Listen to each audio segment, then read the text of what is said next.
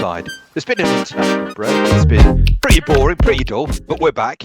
And as usual, Leeds let me down yesterday, but we'll talk about that in a couple of minutes. But OS, I see new surrounds. You seem to be Abu Dhabi based now. Yes, I am Abu Dhabi based. It's been a tricky couple of weeks, Ayub. If you remember last time when we shot, I was in a temporary home. I then actually moved into a second temporary home. So with delays in contracts and what have you. But anyway, good news. In the process of moving this weekend. It's Sunday afternoon here. And hopefully we'll officially properly move in tomorrow morning. So happy days, just doing all the busy stuff with the move and everything. But I thought I'm never too busy to spare a little bit of time with my good friend, especially after they've lost at the weekend. I knew. It was important that you did get a dig in. So obviously, but rightly so. And we'll if you allow, I'll sort of talk about for a few minutes only because it is quite depressing talking about Leeds. I'm gonna lead you up if that's okay, because yesterday was a really busy day. To be fair, the last few days have been crazy busy. However, what happened was I was in between moves and old apartment, new apartment, moving stuff, all the rest of it. We went to a few shopping malls, me and the missus, and my son texts me. I was following the game. It was about 89 minutes. I think it was still nil-nil at the time. And I saw many other games were nil-nil, actually. I think there were three games that were nil-nil at that particular time. So I was like, oof, not been much of a Saturday afternoon. And I'm thinking, bloody hell, these don't score many goals, do they? Like, it's just, these must be dour games to watch and all the rest of it. And then I forgot about the game, and then my son texts me out of the blue saying, Dad, you've really got to see this own goal. I mean, I swear it's the most baffling own goal ever. So I've caught it late at night, and I've thought of you immediately. It's a very shocking own goal. But anyway, I'm going to give you the floor. How was the performance, first and foremost? I'm sure you've got some strong thoughts about that, and no doubt the manager. That'll probably be about 10 seconds into your soliloquy. But how did they perform? And what were your thoughts about the own goal? It's a travesty of an own goal, that. It could only be. It's a very Leedsy thing. That it's a very Leedsy thing. I mean, it's conceding late is bad enough, but when it's an own goal, it's a double whammy. It's a hard and a bitter pill to swallow. But in a sense. I obviously I didn't predict that we were going to get beat this way, but our sort of modus operandi this year. I mean, on to Fark. Sort of credit where it's due. I've already given him credit when we played against Everton. I think we set up. In a sense, this is all we can do. I think with the personnel that we have, it was a shocking window, transfer window, and even Fark alluded to it towards the end. We wanted some flair players. It just never sort of materialised, and this is always going to be the problem now because the Premier League is without mercy. Now, our approaches or Fark's approaches to stay in the game, fight, battle, which we did do. It was an ugly game. There was nothing pretty Yeah. about it. But unfortunately, we haven't got the players or the personnel to play pretty football. It has to be a dogfight, especially with clubs like Fulham. I think the bigger boys will pick us apart, but I think teams like Fulham, Wolves, we've got to make it scrappy. We've got to be in the game, and we had the odd opportunity. There was a Longstaff hit the bar. There was a couple of sort of, I wouldn't even say half opportunities, but like sort of moments where perhaps a little bit more quality, we could have made it dangerous. But unfortunately, the reality is in 4 games, we have scored 1 goal, none from open play. And therein lies the problem because Yeah. it's all well and good sticking. Just before you sort of go, Yeah. it's all well and good sort of being in the game, but if you haven't got somebody who can put the ball in the back of the net, when you've got those 10, 15 minutes of control, you're never going to win a game. You've alluded to goals there, you. I just want to ask you the question because obviously, even the goal you scored was, I think, by general consensus. I mean, it was a questionable incident. Fine, we won't go over it again. But it was, I think, if I remember correctly, yeah, I think it was about 80th, 82nd minute or something along those lines, the Tarkowski incident. But that's been your only goal. You didn't really deserve to score against Arsenal apart from one set piece incident with Pascal Striker early doors. But to your point, you didn't really deserve much out of the game. Obviously, the Newcastle game was an absolute non-event, wasn't it? And it seemed like Mm. yesterday, to your point, I mean, you watched it, I wasn't following it too much. It was a non-event. Is it? It must be worrying you. But if you can't, it's not necessarily about the goals. I mean, goals will come from creating tons of opportunities. It seems as though Leeds are not necessarily creating that many opportunities as well. That's got to be a huge concern, an early red flag in terms of your chances to survive this season. And a little different from Leeds' MO, let's say in previous years gone by in the Premier League when they were okay for goals. I say okay, but they always look good for a goal, should we say, but incredibly leaky at the back. It seems like he's trying to maybe shift some of that emphasis this year, but to your point, no mercy in the Premier League. Always, there's always a pressure, isn't there? There's always an incident, a little bit of bad luck that you find yourself on the wrong end of. So, how do you see it? I mean, goals, where do you find those goals? Are you Recipe for relegation. I think the 49ers have let us down terribly. I was never keen on Fark staying for this year.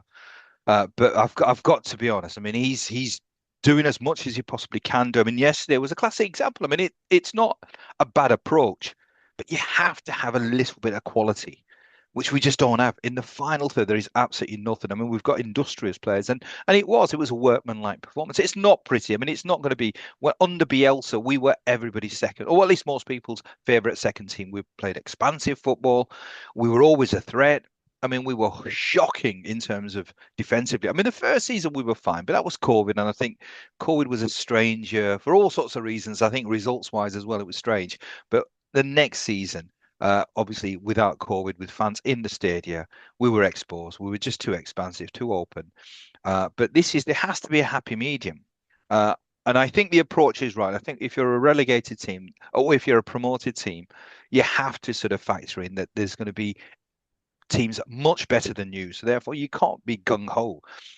So again, yesterday was almost perfect in the sense that it's not a pretty game, but we're not here this year to be pretty. We're here to try and stay in the Premier League. But unfortunately, the 49ers refused for whatever reasons, in their infinite wisdom, decided that we didn't need any quality. We're going to pay for it. We're going to be in a championship. There is absolutely no reason. We are relegated. Yeah, look, I think it's a little early in that regard. And look, kudos to you. A little bit of I see personal development. Are you in your case trying to be a little fair-minded with your manager? You caught me really off guard with that, but I guess no, that fair play to you. And I guess the disappointing thing for you would have been that if they did manage to get a point, at any point away from home, is a point well earned, Yeah. and a point that you'll take. I think you'd be happy with 19 draws away from home. Absolutely. The positive would have been just that you would have picked up points in 3 or 4 games, which keeps some Yeah. semblance of momentum. Away at the Emirates is always going to be a difficult one. So to able to have been able to say, all right, we picked up points in 75% of our games. Let's try and keep some momentum going, get back to Ellen Road, see how you fare. I mean, it's such. I mean, but just very quickly on the goal, Ayub. I mean, what? I don't know. I can't make sense of it. He's not under any pressure. Yes, it's come over some players, but it's a corner kick. Of course, it's come over some players. What's happened there? I don't understand it. I've watched it once and I can't watch it again. I can't watch it again. I cannot because it's a hammer blow. It's a hammer blow, and it really is the most ridiculous thing. And he had a really good game. I mean, goodness, and sort of he's we've bought players, and some of the players that we've bought are exactly what you need in a dogfight. And it it's I think the impact of that as well is because you think about the journey back. Losing games is going to be part and parcel of playing in the Premier League, but to lose in that manner, it's going to be demoralizing, and it has. I'm sure it's going to seep into the next game. This is the problem because when you're in the Premier League, you need every ounce of luck going if you're one of the Yeah. promoted teams, and it almost seems to be that teams like Leeds or teams that have gone up, they never seem to have that luck. I mean, we had the refereeing. I mean, I've not watched the game in its entirety, but apparently, but a lot of the fans are saying that we were shortchanged in terms of many of the decisions. And but you've got to accept it. It happens. I mean, I wouldn't sort of say that Fulham are one of the bigger teams in the Premier League, but there is an established team now, Yeah. and they're always going to get the rub of the green. It seems to just happen. So, but we've got to sort of not sort of factor that in. We've just got to sort of say, right, we can control the controllables. Conceding an own goal, I mean, that's just it's diabolical. And it's a shame. It's a shame because I think we deserved a point. But again, a slight question mark because up until about 70 minutes, not that we were going for the game, but we were at least trying to, when we had the opportunity to go forward. Yeah. I think at 70 minutes, I think Fox decided, right, we are going for a stalemate here. And you can't do that. You can't do that. You have to because it just brought on Fulham, and they brought on a player, 35 million, Kevin, who they bought, I think, the last day of the transfer market, and he made all the difference. He made absolutely all the difference. And this is again, we we failed, or the 49ers failed to bring in quality. Who knows? I mean, you can't sort of say it would have been a guarantee, but at least if you had a quality player, at least one or two quality players, you could probably turn nil-nils Yeah. into a 1-0, or at least score a goal, which then means that if you do concede, you still got a point. Yeah, I mean, final word on it, Ayub, is that what's interesting is the approach. Clearly, they're trying to be a little bit more pragmatic, uh, make certain games ugly to your point. That could be, I mean, various different things. That could be Daniel Farker trying to show a little bit of flexibility in his approach. We know his history in terms of the reputation he has in the Premier League with Norwich City. So maybe he's trying to show that he's got a few more strings to his bow. He can prepare a relatively organized team. I think it'll still stand them in good stead. The issue is if you keep being on the wrong end of some of these results and agonizing defeats and all the rest of it, it will slowly start to erode the confidence that they can do the unthinkable and stay up. Last 2 years back to back, all promoted clubs have gone straight back down. So Leeds, let's see how it goes. They're competing, which is, I guess, a Hmm. step, but they really needed to pick up a draw away at Fulham. Starts to put a little bit of pressure on some of their games. You saw what Sunderland did yesterday as well. So yeah, let's Yeah. see. I think they're okay, but that'll be a devastating blow to recover from. There's no two ways about it. Oh, it will be. It will be. All right. Okay. Talking about devastating blow and clubs under pressure. Uh, we'll talk about Graham Potter now. He's probably going to be hot favourite in terms of the first casualty. Well, I say that, but I've just remembered Nuno. But I think Nuno's was different because there's lots of politics involved. But I think in terms of performance related, Potter seems to be the shoe-in to be the first manager to be given the chop. It's just gone all wrong. I mean, I long may it continue for, for me because obviously I presume it sort of gives us an opportunity that there's other teams perhaps who are going to be in the mix. But what's your thoughts? I mean, he was a manager a few years ago, tremendous sort of reputation. He was building a great reputation, but he just seems to sort of fallen by the wayside. I mean, has he become a bad manager, or was he always somebody that? I mean, I always sort of think that there are some managers that are good managers, but there is a ceiling as to who they should be managing. Uh, and is Graham Potter one of them? Even though you'd think that there's a natural fit between Graham Potter in terms of his ceiling and West Ham, but somehow it's just not working. It's a good point you make about managers and where they stand. Managers have various different roads, don't they, Ayub, to coaching big teams. He's obviously had the opportunity to coach a big team in Chelsea, and unfortunately, it didn't go so well for him. Chelsea is a difficult club to navigate, regardless, at the best of times. You're right. I mean, I think he's got a good reputation. I think within the English ranks, obviously, he spent a significant amount of time abroad. There's no doubt that when he speaks the game of or talks about the game of football, I think he came on Monday Night Football many weeks ago, comes across very well, speaks well, understands the game tactically and all the rest of it. But I always find those type of managers, it's always difficult when you're going into clubs where just surviving relegation, let's say, might well be is, let's say, the ceiling of their ambition. I'm not saying that's the case for West Ham. It's not been the case. They've won a European trophy in the last couple of years. When they won, I think it was the Conference League. I just think the challenge is that when you go to some of these clubs, depending on what the state of that club is at that time, that can really shape some of the fortunes that some of these managers have. West Ham, no doubt, obviously parted ways with a couple of key players. Yes, they've got Bowen. They obviously had the Lucas Paquet, let's say, off the field stuff to deal with over the last couple of months. They've obviously lost Kudus, but they're a team that looks, if you're asking me, pretty average, to be honest with you, from top to bottom. If they didn't have Bowen, for me, they'd be dead certs to go down. Yesterday, I mean, I followed the game again. I was doing a little bit of shopping, but I followed the game. Looked like Spurs pretty much dealt with them pretty handily. Very soft goal to have given away or to disallow, let's say, with the Romero goal. But I mean, set pieces, simple balls over the top. Yes, good running from Birdville for the second goal and a lovely pick out. Don't get me wrong, but I mean, the first goal. I mean, this is bread and butter. You're gonna go down if you can't survive set pieces or standard. Let's call it first phase set pieces. I mean, he's crossed the ball straight onto his head. It doesn't get much. It doesn't get much more Yeah, basic than that goal. It wasn't as though there were like two, three phases of play within the set piece. I mean, this is pretty basic stuff. So he'll be very disappointed that this is the output he's getting. There's a dearth of talent there, Yub, and things can turn pretty quickly. I always liken Premier League football in a sense to Formula One. If you're not constantly improving, then you're not just standing still. You're getting left behind because everybody else yeah, kind of yeah, moving at a yeah. rate of knots. So it might look like as though, yeah, and we've spoken about owners, haven't we? You where I do feel a lot of owners. I mean, Crystal Palace could be kind of labeled this and what have you, trying to maybe stay in the Premier League, kind of on the cheap a little bit, thinking, well, there's three worse clubs than us. There's often the promoted clubs go straight back down. So why am I spending 100, 150, 200, 250 million trying to preserve Premier League status, which I might well get anyway as a default position because there's three worse teams than Mm, us. So yeah, I do sense that Potter,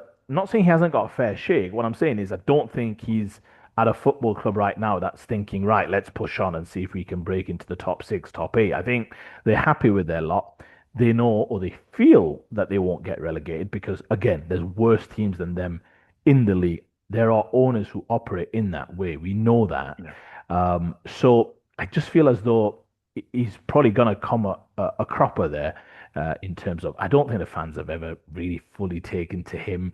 And I'm not sure. I mean, West Ham, yes, historically, as years have gone by, you think about the Harry Redknapp days and other days and what have you. They've played some stuff. They've been a certain footballing team and what have you, but they've gone through peaks and troughs. I just don't know if those fans will ever fully take to him and whether or not he's going to be given the time or the patience to see this through if they are flirting with relegation, Ayub, for let's say the next 1 or 2 months. I wouldn't be surprised to see a change there. I'm not sure if he's able to arrest it, and that's simply just because of a lack of talent. I don't think you can be the best manager in the world if the ingredients are not there. It's not going to work. I don't see it working for him long term at West Ham Football Club. I never really thought it would. I don't think the fans have taken to him. I don't think they've had any high moments, have they, Yub, in terms of Mm. real kind of something, some sort of equity for him to kind of cling on to. So yeah, I don't see it working out. Distinct lack of talent, and like I said, wouldn't be surprised if Jared Bowen. I know he's got a connection to the area, married to good old Danny Dyer's daughter, and all the rest of it. But wouldn't be surprised if he looks at it and thinks, if I'm gonna get one, if I'm gonna move, it's got to be now. If I'm gonna start playing Champions League football and testing myself against the best in Europe, and if they lose Jared Bowen, oof, Mm. that's Yeah, alarm bells ringing. So that's how I see it. I don't see him succeeding at West Ham United. that's a really good point that you made. I mean, the landscape has changed in terms of football, and you're absolutely right. I mean, it's a point that I think sort of people don't focus on in terms of there are some clubs who just want to stay in the Premier League, and it's the business model. Why spend huge amounts of money when really we don't have to because the gulf between the Championship and the Premier League is huge now. So minimum investment, just enough to stay in the Premier League. So the expectations aren't great. It's just a case of right, why spend, as you said, 150 million when really about 30, 40, 50 million wisely spent keeps you in the Premier League.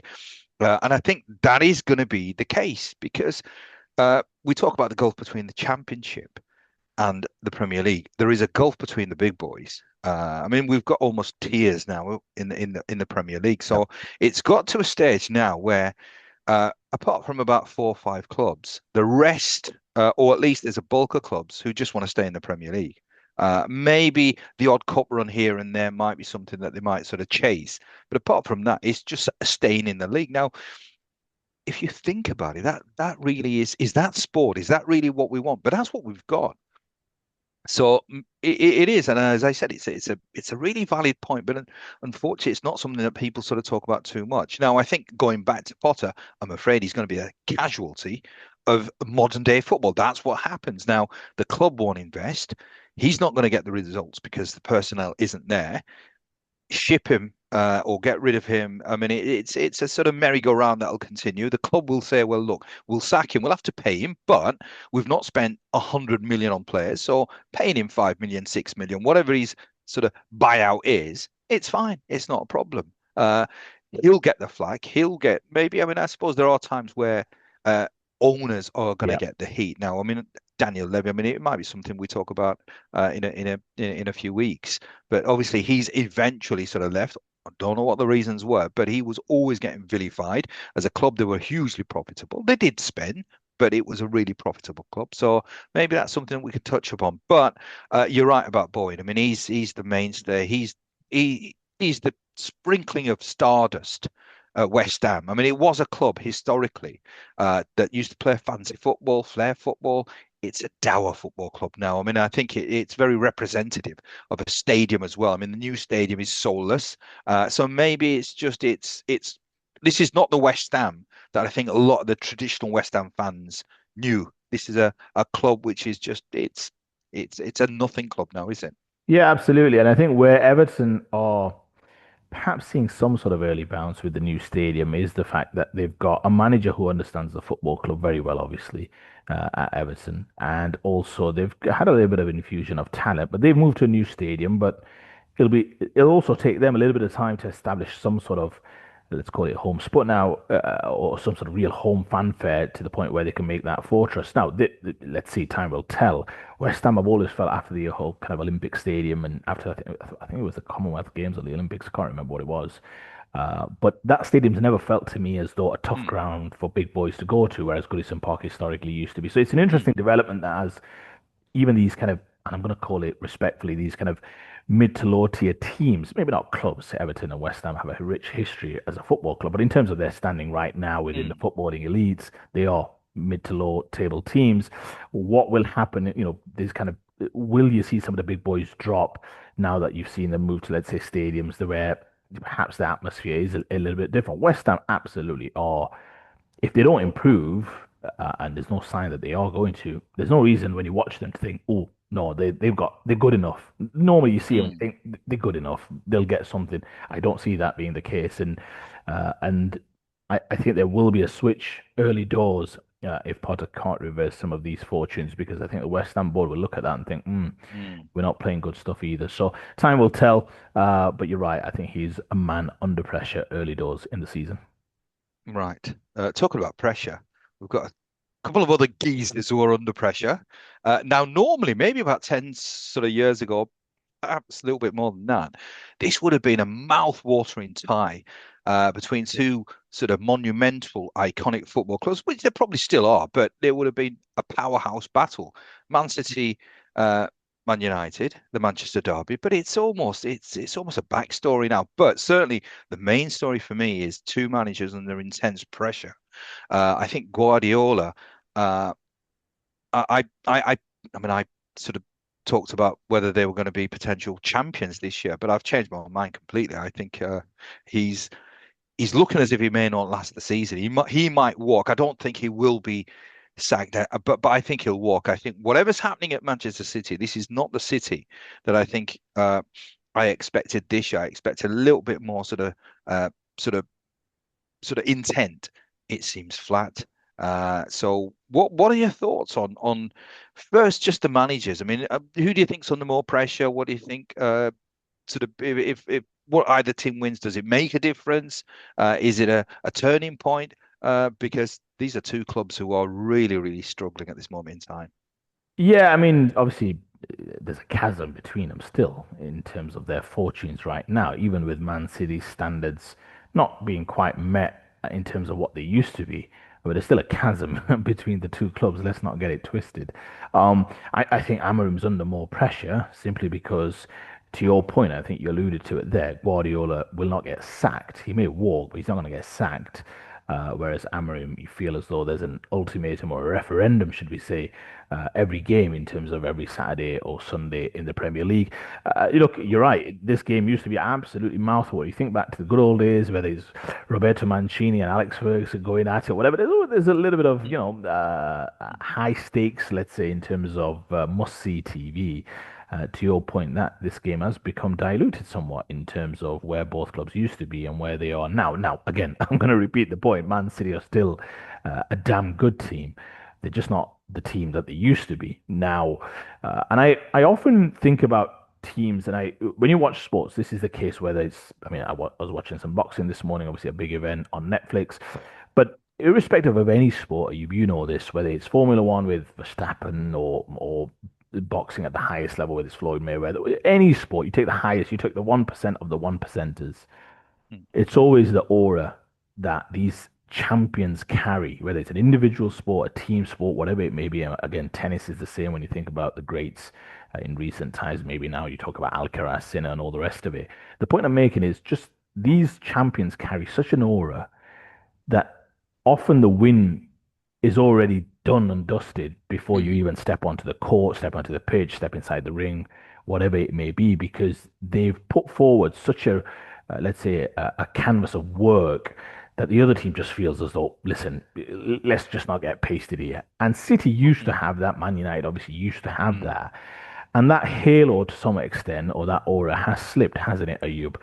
And that's always half the battle. If teams arrive at the Etihad, if teams play Man City now, they're not thinking like they used to in years gone mm, by, which is, oof, it's going to be a long, mm, hard evening. Now teams are starting to think because they've seen enough slippage, let's say, to think if we stay in the game. Now we think back to, I think it was last year, wasn't it, when United picked up that amazing victory at the Etihad, I'm sure, with the Diallo brace. I'm pretty sure that was last year. I watched it in the UAE, so it must have been.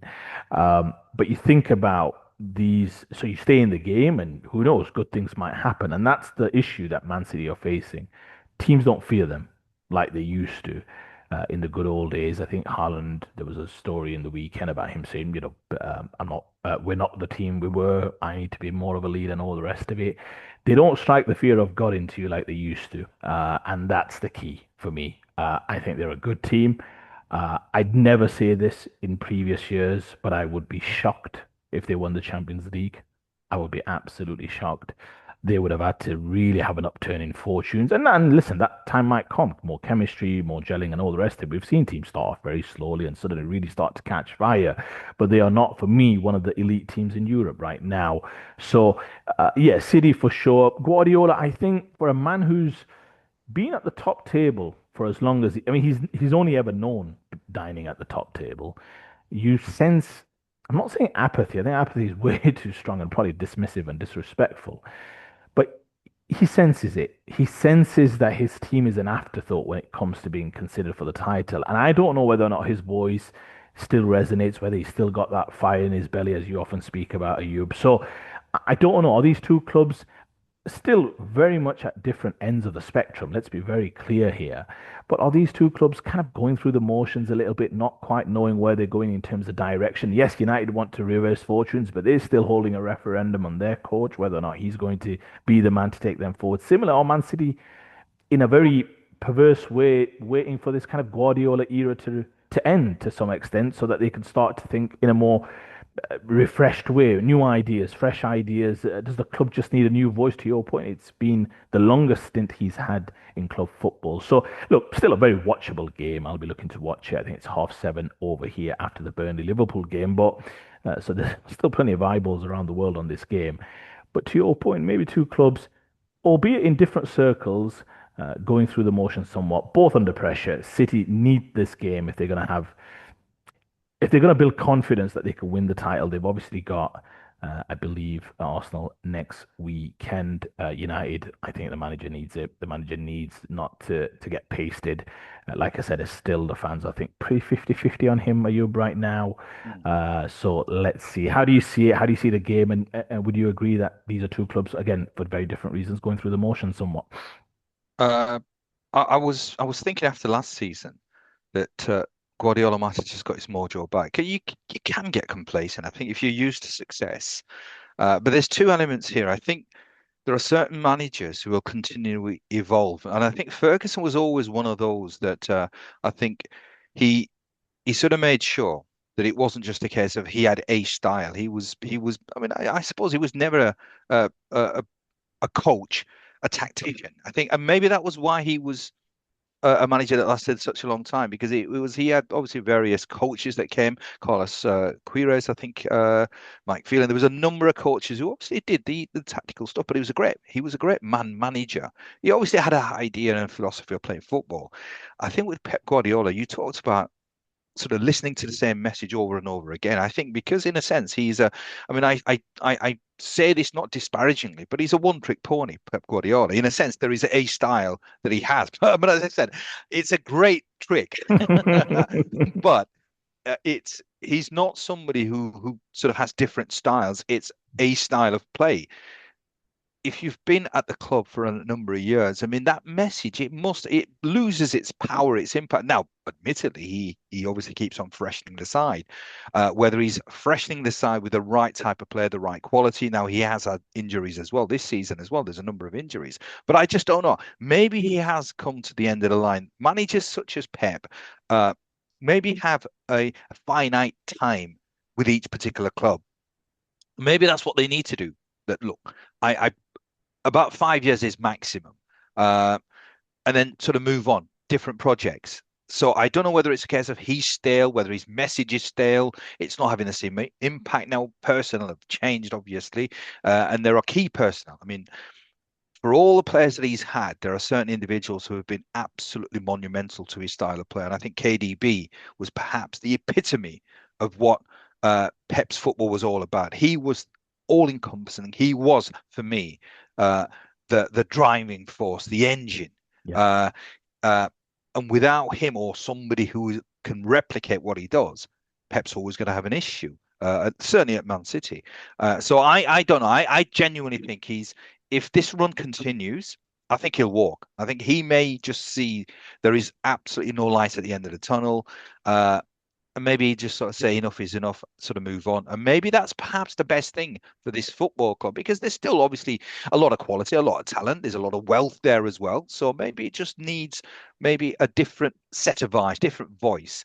But just quickly going on to Amorim as well. Uh, he is under pressure, and rightly so. I think we gave him a little bit of slack last season, and rightly so. I think he's had all the opportunities for a pre-season. He's got perhaps the personnel that he wants to a certain extent, Yep. but it's just not reflected in the performances, in the results. So he needs to now deliver. And I think he needs to man up. He needs to sort of say, well, look, if I'm not getting the results, then really, I think the question marks have to be on me. It is a club which is in flux. I think it's a club which is still there is still quite there's a great deal of toxicity still at the club. There's maybe sort of things that need to improve, need to change, but Amorim needs to sort of almost blank that and say, well, look, I need to concentrate on the football. I need to produce results. At least that may be a catalyst to at least try and sort of improve other elements to the football club. But he needs to obviously focus on what he can control, and at the moment, he's not quite doing that. Yeah, look, it's a fair shout. He needs results. He needs results because ultimately it's where United were last season, I think finishing 15th, 16th, whatever they did. It's unacceptable, right, for a big club. And this is the issue. I would love for him to be given time because I think managers do deserve time. But along the way, you're having to show certain shoots of progress. And when you under-deliver like he did last year in terms of finishing in the second half of the table in 15th and losing that many games, negative goal difference and all the rest of it, you then you're forced to reverse fortunes pretty quickly, aren't you?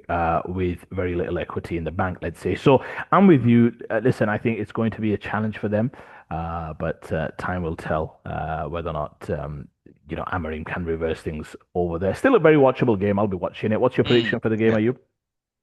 I've got a feeling that City will sort of sneak in. It's one of these. It could be a high-scoring game because I think two clubs sort of bereft of real confidence. They've not got the strongest defenses at this moment in time, so maybe there might be plenty of goals. I mean, if there's an early goal, I think it'll just be an open game. But I just sort of think City will just have a little bit too much for Man United. But it's one of these where it's a flip of a coin because really, it's two teams that really aren't playing really that well, so anything's possible. Yeah, let's see. I'm gonna go for yeah, I think City will just edge it. I think they need it big time. I'm going to go for a City 2-1 win, but probably quite the entertaining game. Let's see. Yeah, absolutely right. And on that note, I mean, it's going to be a cracking afternoon of football here. I mean, obviously for you, an evening of football, but I'm looking forward to it. All right. So as always, a pleasure to have spoken to you. Great to have you as well in terms of our viewers. All right. So until the next time, take it easy, enjoy the week, and we'll see you soon. Ta-ra now.